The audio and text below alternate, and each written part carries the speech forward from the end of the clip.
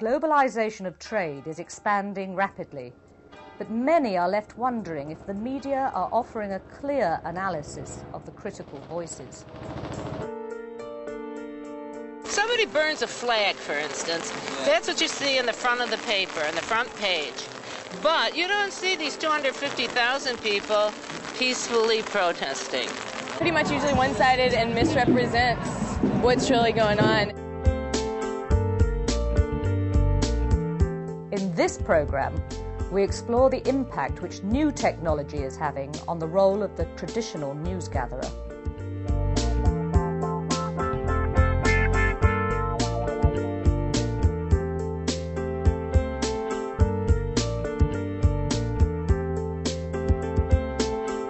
News reporting of globalization became one of the main discussions at this gathering of television broadcasters in Scotland. One of the key speakers was the president of CNN, Chris Kramer. There are only two broadcasters who now have a large spread of international bureaus. One is BBC, primarily public funded. One is CNN, business and commercially funded. And they're two different types of organizations, but they share a common goal, which is to try and make the world a smaller place. However, this former CNN producer believes that the world his previous employer offers is not the full picture. He has turned to the internet to provide a wider viewpoint on world events. CNN footage is often very flawed, in part because it narrows the range of discourse. You know, it says, well, it's bin Laden versus Bush.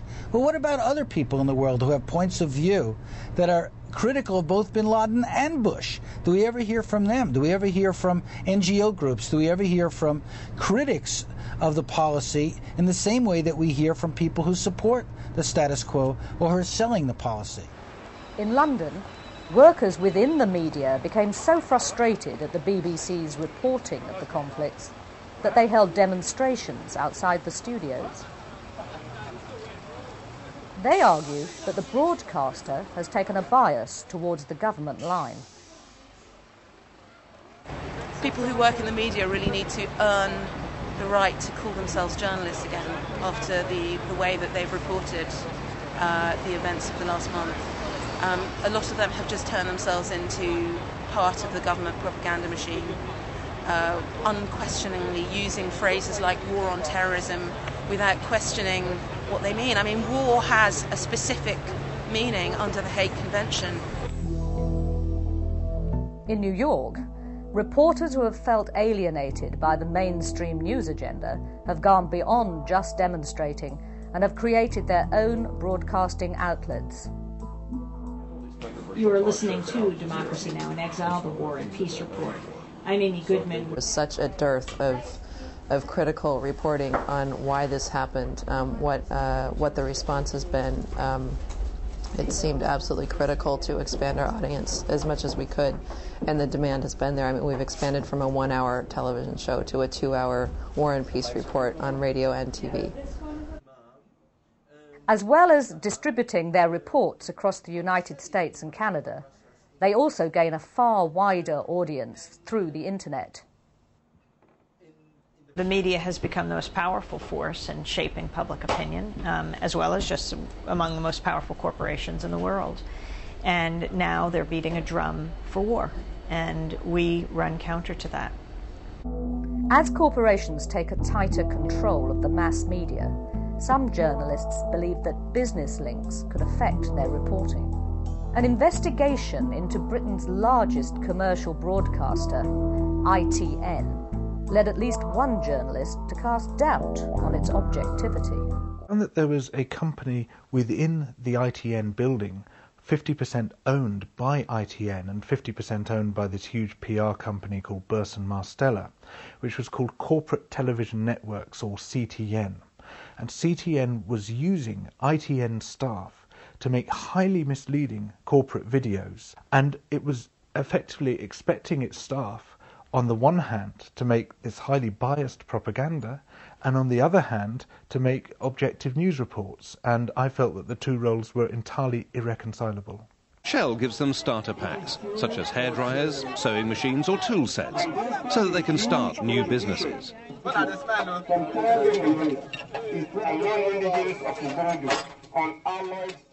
The fact that this was quietly going on within the building seriously shook my confidence about ITN's ability to deliver the product it said it was delivering. However, new technology, such as the camcorder, encourages people to record their own viewpoints of events, such as this oil spill in Nigeria. I'm blaming Shell. I'm blaming Shell for all the hazards that have been caused. We cannot even get our boats back again to excavate sand. We cannot even go to the water again to excavate sand. So our source of living is completely dead. We're all hungry. We don't know what to do now. Please, Shell and federal government, we're appealing to you to come to our aid. We don't have a source of living again. There are many people who are looking for answers to basic questions about power in the world, the distribution of wealth and resources, who are looking for media outlets that reinforce their own sense of the world, reinforce their own perspectives in the world, but also give them an outlet, a way to disseminate their own views to other audiences. And there have been points of blockage in the mainstream media who tend to cover the same issues the same way over and over again. In an office occupation with a difference, environmental campaigners enlisted the World Wide Web to publish their concerns. We are in the Shell building on the embankment. My colleagues are now barricading the door, and we're shortly going to transmit live to the internet from inside the Shell building. Despite Shell cutting the power and all the phone lines, they still continued to transmit press releases using a mobile phone and a laptop. Instead of relying on the traditional media to put across our message, we can create our own agenda, put up exactly the information we want to put up, and bypass all those traditional barriers to getting the real messages across rather than just the spin the media want to put on. Even the images of police gaining entry 6 hours later could be seen live over the internet.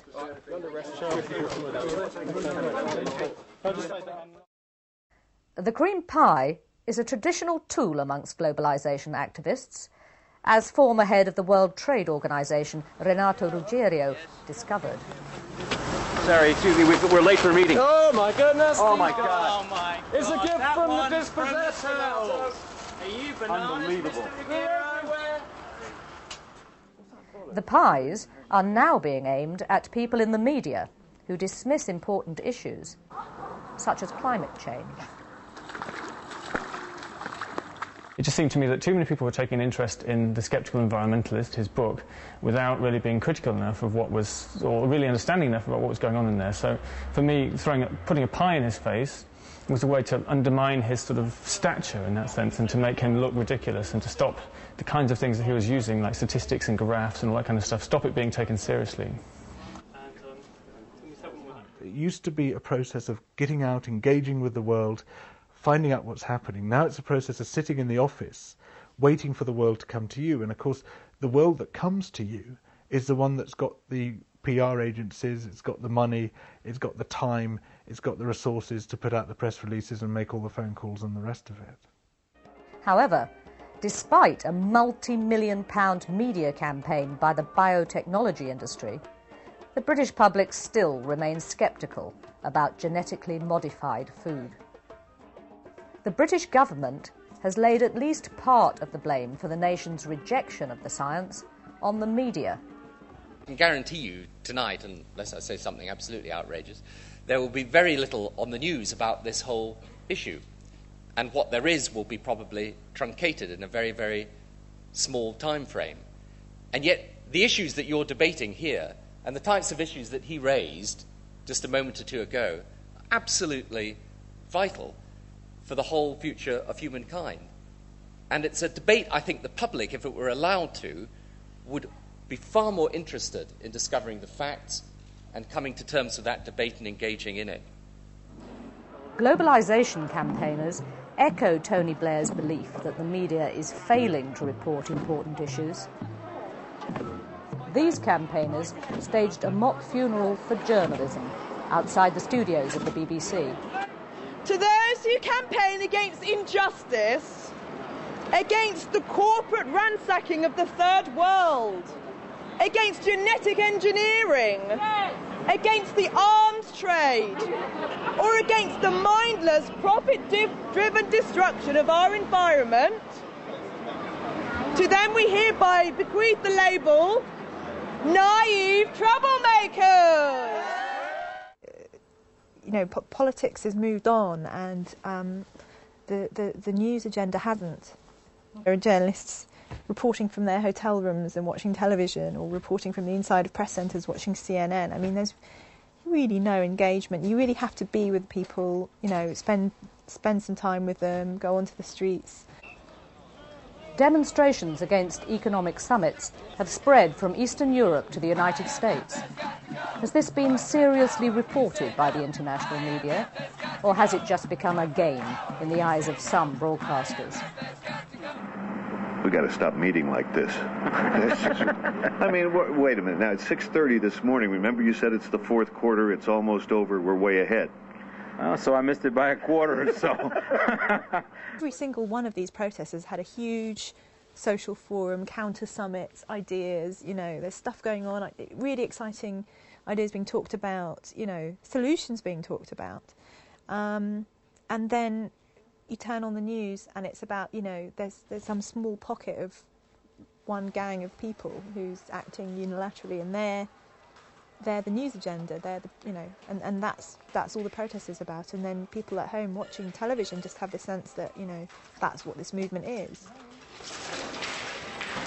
We must take part in the debate about lazy journalism, and if the debate about lazy journalism means that we can be challenged about our perception of world events, then so be it.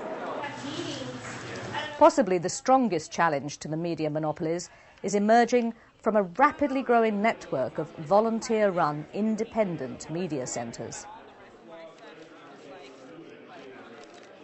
We don't have the kind of news that actually makes a difference in people's lives and gives them the analysis and the critique, and then also a key ingredient is the alternatives. Where can we actually go? What's actually being done? Who can actually talk about it, what a progressive economic transition might look like? Using digital cameras and the internet, outlets are being created all over the world for viewpoints not often heard in the mainstream media. We wanted to make sure that the activists not only could be seen and heard through our media, through independent media, but we also wanted to give them the tools so that they can make their own media and speak for themselves rather than having someone speak for them, which we know has problems. A unique website has been created, encouraging anyone, anywhere, to publish their own eyewitness accounts without the involvement of an editor. The internet's sort of reflecting the new kind of political organising in creating a sort of global fabric of struggle, and it's internationally networked. So increasingly now you do get even very poor movements from the south that have more internet access or have some internet access. The first independent media centre was launched during the protests at the World Trade Organization Summit in Seattle. Their website quickly became the trusted voice of the campaigners.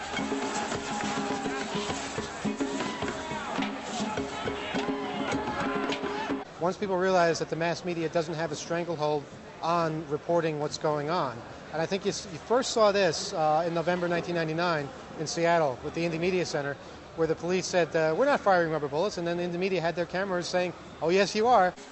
When broadcasters failed to believe eyewitness accounts of police overreaction, images of officers shooting demonstrators with rubber bullets were distributed quickly and widely over the net. We had evidence. We had the actual rubber bullets in the IMC in Seattle, and we published that to the web immediately for the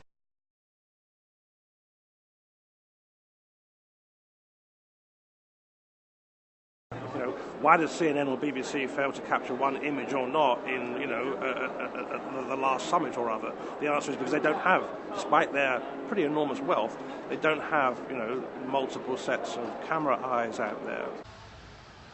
Is the growing use of camcorders offering the public a truer picture of world events? The Independent Media Center provides a production infrastructure for independent groups. So this piece in the end is really an amalgamation, sort of an assemblage of a whole bunch of different kinds of visions of like what the week was about. There's growing dissatisfaction with mainstream media worldwide. In the United States, surveys have shown as many as 70% of the people, viewers, are unhappy with television. When they're actually asked about it, they say it sucks. Okay. The same thing is true within the media itself. As many as 70% of the journalists who work inside media are unhappy with the product of many media companies. So you have a great deal of dissatisfaction and searching for alternatives. In the ancient town of Genoa, Italian media tycoon come Prime Minister, Silvio Berlusconi, hosted a gathering of the 8 leaders of the most powerful industrial democracies in the world. To ensure their voices were heard, over 200,000 people travelled to Genoa to highlight the increasing role corporations were having in the running of their countries.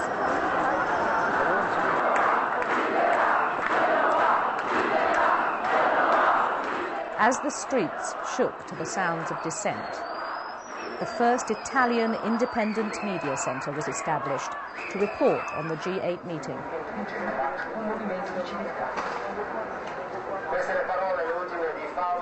Well, were plenty of computers, telephone lines, mobile phones, and then different sort of equipment, and people were broadcasting. The protests became international news when police shot dead one demonstrator.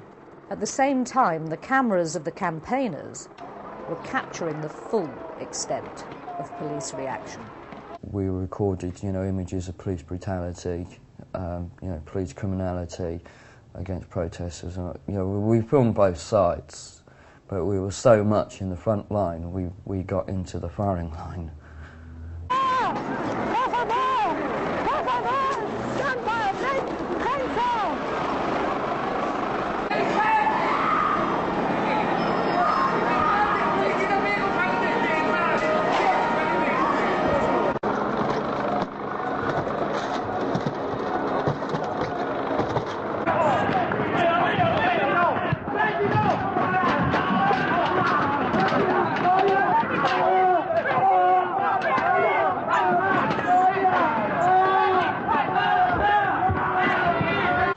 People have to see what happened in Genoa, what really happened, which was, a lot of violence. Just after midnight, police raided the independent media centre and the sleeping area opposite. And I was whacked in the legs, went down on the floor, and I was screaming, journalist, not resisting arrest. And then the other 5 turned around and started kicking me again. And I was just basically kicked out into the street. By that time, my ribcage had gone, no longer being punctured. A lot of blood was filling up inside. When police finally left, blood stained the walls and floors. Cameras were smashed and computers lay destroyed, their hard drives ripped out.